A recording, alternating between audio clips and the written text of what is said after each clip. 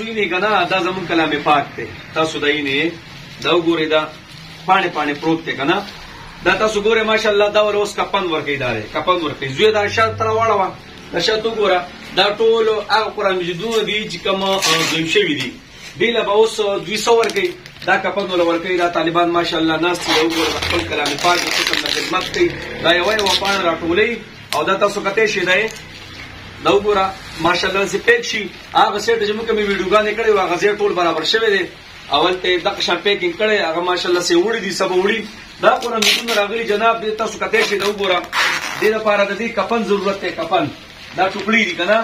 کفن ضرورت دی د خوشبو ته ضرورت دی د لپاره د مزدور ضرورت دی چې دا کدا ماشاءالله طالبان دي طالبان خو بار نشي د دې طلبه کنه دوی خپل یو قسم لمنډې ترلې دي حفظونه دي نو دې لپاره چې مستقل مزدوران ونیولې شي ناغویله هغه تنخواګانې دي پیسې دي دا کفنونه دي وغیرہ جناب دا به ټول تاسو منډې وخی موتابو سره منډې وخو دا وګوره دې قرآن مجید ته وګوره دا وګوره ماشاءالله دا وګوره په دې کلام خدای الله بنده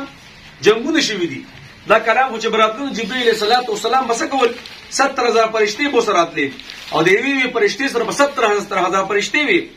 د دې قرآن خو چې به وحی راتلو نبی اسلام باندې په یخه یخني کې خوله راتله الله اکبر کبیره نو جناب موتاو سره مرسته وکړو دا کلام پاک قیامت کې الله قیامت کې مزما استاد د پاره دا کلام پاک سکی دا شفاعت کوي دا تاسو ګوره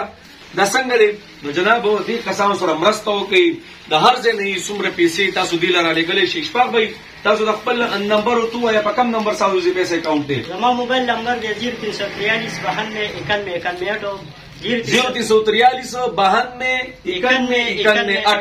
مدې باندې ایزی پیسې اکاونټ ته تاسو په د هر زینا ماشاءالله د یورپ د سټ نه ډیر خلک رابطه کوي په دې نمبر تاسو رابطه وکړئ او جناب د شاته د بیا راوړو زیاده دا ټول قرآن مجید پروت دی اوس د دې اوسو هغه وسایل نشته د کپن د پند خوشبو وغیرہ شورشن ټیپ وغیرہ خرچه پر راځي د مزدور دی دا شاګاډي کې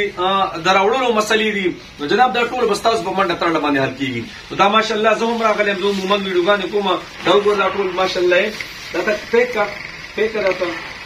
دې داشه ما تعالی په ورځ کې کفن راکولې کیږي ښا دا قشم را وړلې دا وګوره ماشاءالله دا قرآن مجید شي دا مې پوښي اول ته ول زوینه دا برابر کړي د نظمګه کې هغه کې بیا خښ شي نو برای مهرباني په دې نمبر تاسو دې سره کانټیکټ کوئ کم دې کې قرآن مجیدونه دیو بس منډه وي کاری مری ولکه تاسو ورکوي ادا غریب د شپږ منډه ترړې والے دې شپږ نمبر ته به پیر وایا مولانا صاحب زما موبایل نمبر دی 0343